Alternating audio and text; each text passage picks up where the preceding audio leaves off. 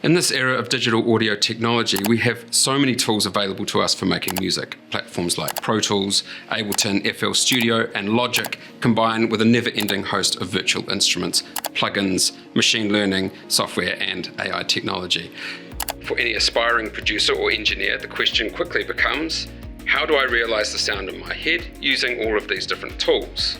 Join me for this short taster lecture on the importance of understanding audio fundamentals in order to create the sounds of your imagination, not just once, but every time you make something new. I'm Thomas Voyce, a lecturer in composition at Te Herenga Victoria University of Wellington.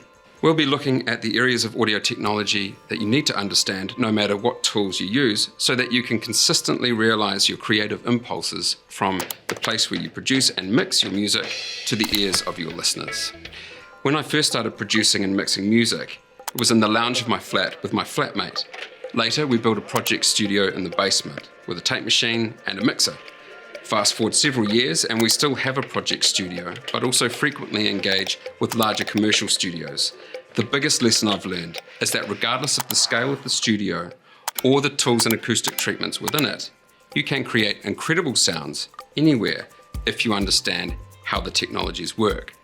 Famously, Billie Eilish and her brother Phineas recorded and mixed their first single at home on Logic Pro with a $200 microphone and stock plugins. The principles that allowed Phineas and Billie to create a great sound in a domestic space are the same principles that allowed the engineers at Abbey Road to make some of the most iconic recordings of all time. So what are these principles?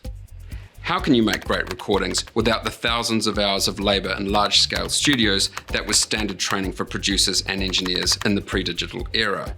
The answer is surprisingly simple.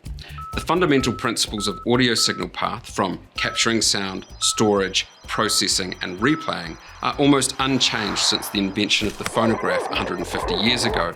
And so the key is to understand how audio is transformed in all of these stages. Once these key concepts are understood, the specific technologies used simply become tools in the realization of your imagination rather than obstacles to your creativity.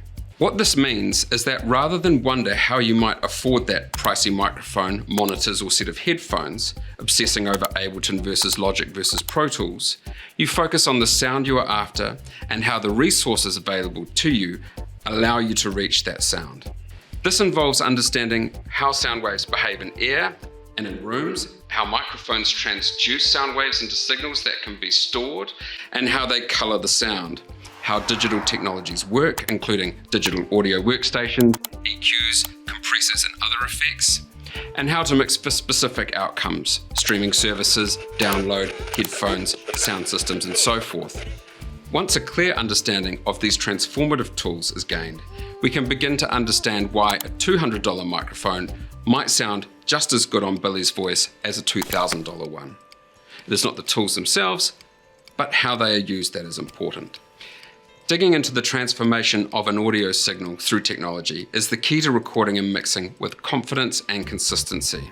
Studying music in Wellington will give you the opportunity to look closely at these phases in the context of stereo production and surround sound for film, TV, and streaming, addressing the core standards associated with these industries while allowing your creativity to flourish.